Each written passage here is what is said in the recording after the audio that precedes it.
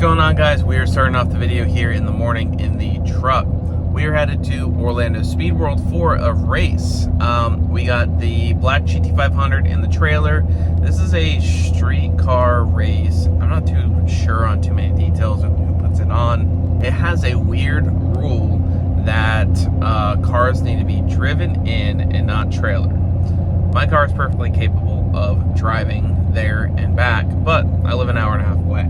So if something breaks in the car, I'm going to be trying to figure out who can drive my truck and trailer down there, and it's just a mess. Not to mention I have tent and chairs and everything else. So here's the game plan. We're going to drive next to the track, unload the car, I'll drive the car in, and then I'll get a ride back to the truck and trailer and go drive it in. Is it cheating? I don't think so, because the car is registered, insured. I mean, it fits into all other street car classes. So I just prefer to have all my tools and supplies and, be prepared if a car breaks. Because there's nothing worse than being stuck at the track with a broken car that you drove there. So, yeah, let's head over. Okay, street car, guys. So I heard that other people trailered in, even though they weren't supposed to, but we'll go ahead and play it safe.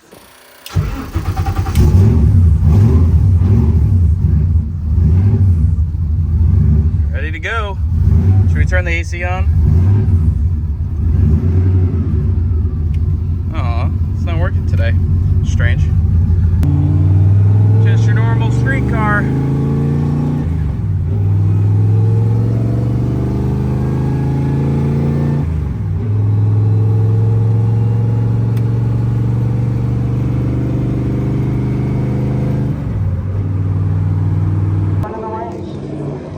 So we're in the lanes.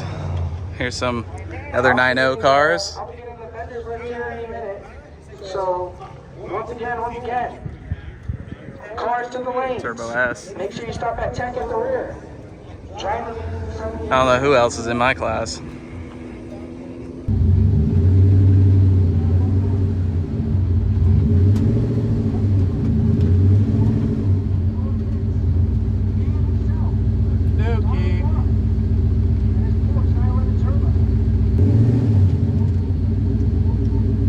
Hot again. First pass qualifier. We got the bottom 9-second tune-up in it. See what you do.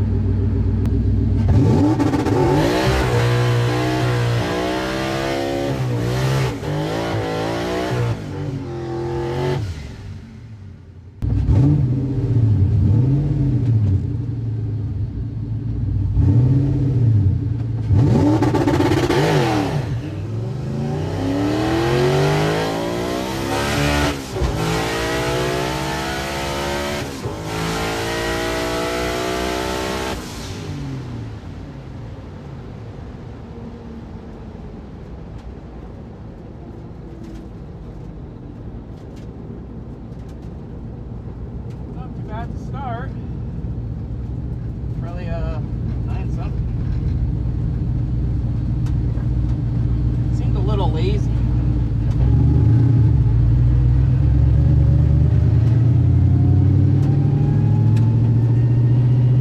Just a little lazy. What we do?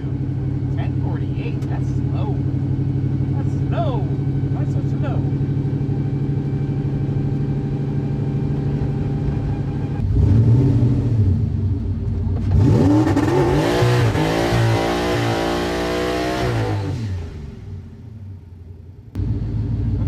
Qualifier number 2, turned it up. See what you do.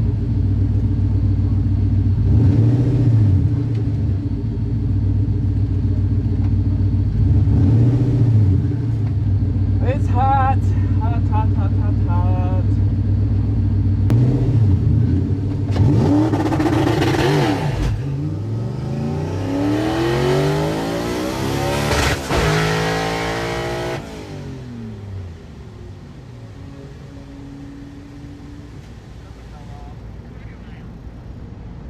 Alright, so we're dealing with some pretty extreme heat. I also turned the car up a lot on the last one and we got into a boost cut. That's why I lifted on the second gear shift. I went back to gate, felt a little funky, so I lifted. Turns out it was just a boost cut, so no big deal. Turned it back down on the top end boost, but added more to the launch RPM and the boost target. So we're gonna try to, I also put a time retard because we're having a harder time building boost with this much hotter, humid air. So it's awesome that we have these 3 qualifiers, so I can go ahead and kind of play around with it. I aborted that pass because there's no point. If I was racing the guy next to me, you know, for eliminations, then I would have gone right back into it, but there's no point. So we're gonna try to get the car to leave, and hopefully we can start getting some 9-second passes. All right, so we're gonna get ready to go up for our 3rd qualifier. I made some adjustments. Thank you, sir. Good luck. Yeah. Made some adjustments to the tune, trying to get it off the line. And so the last one, looking at the log, we hit the boost cut at like 25 pounds, and it was more of a spike. It was kind of an artificial spike, so I kind of changed a few things around.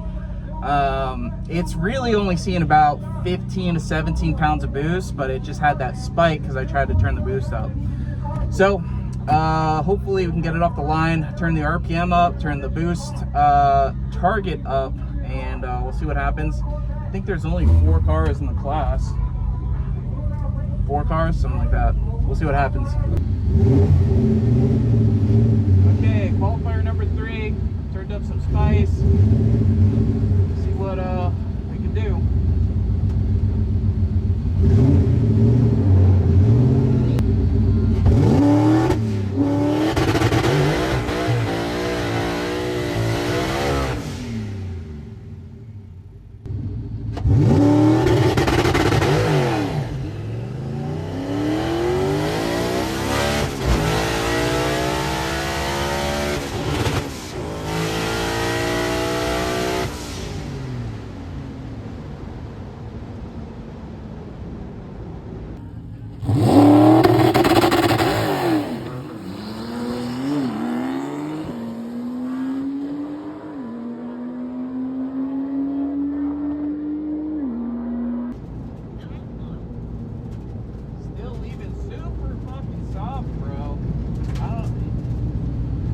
Get it to really be happy. Just give it more down low, I guess.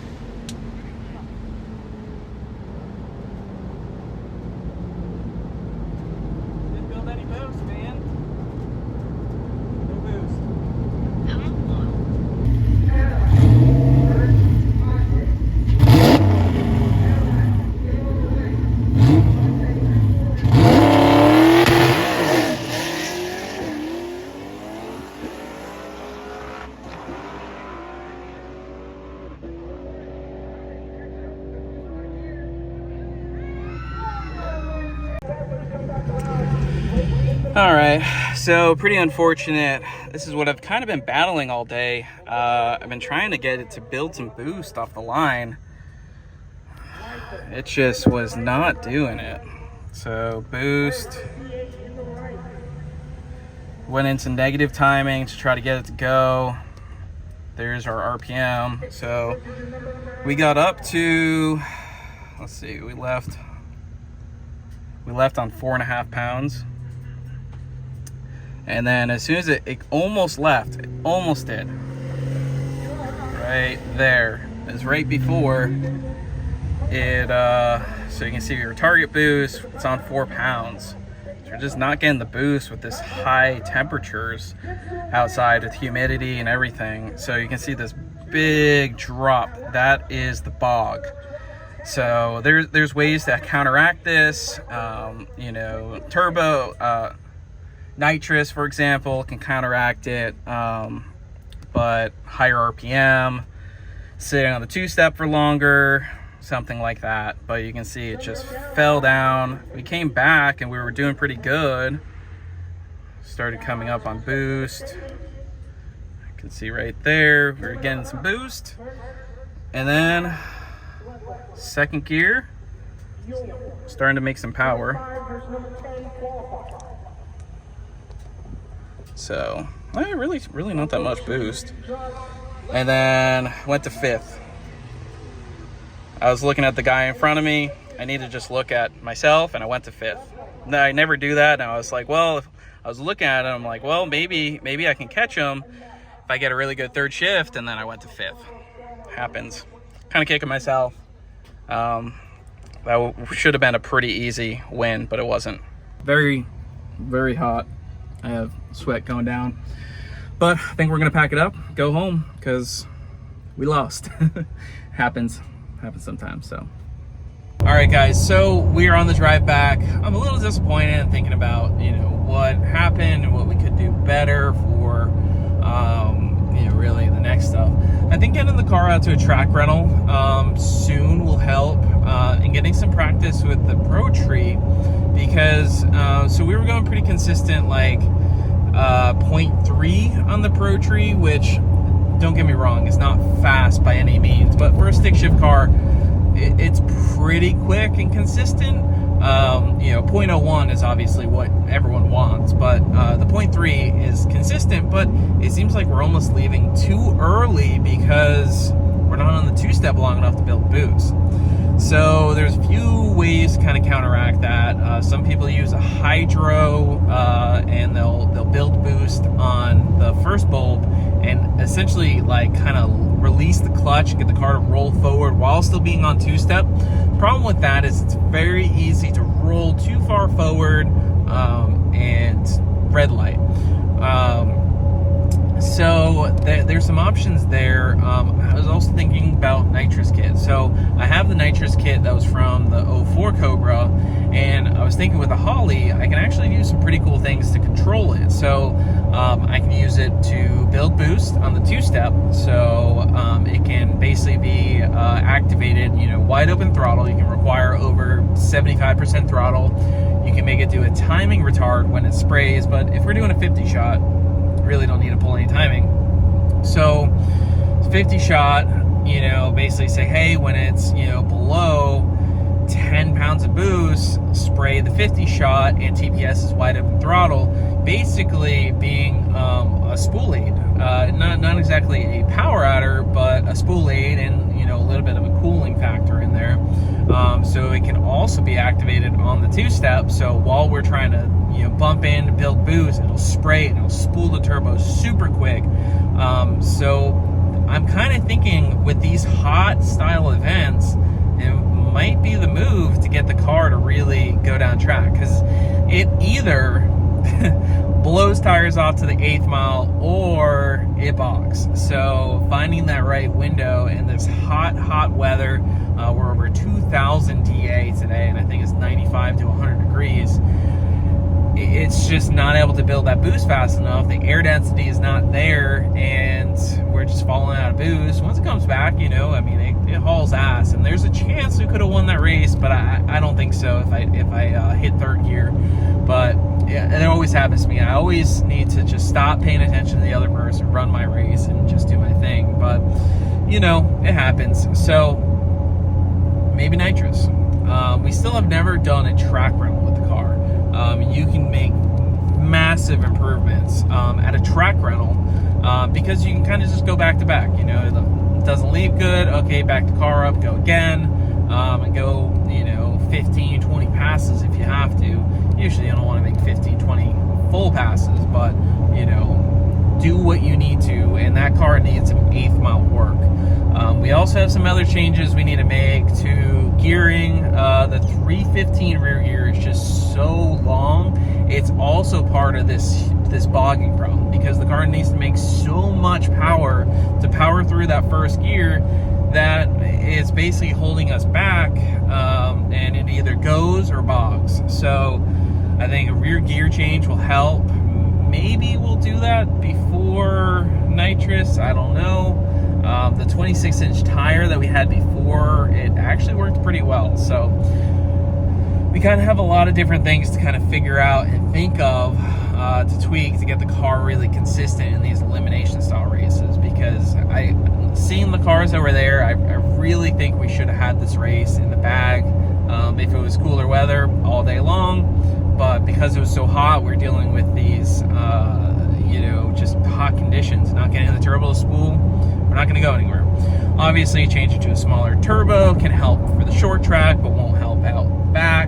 Twin turbos could help, but I'm not really ready to completely change setups for something that I think we can tweak without reinventing the wheel. So hopefully you guys enjoyed it.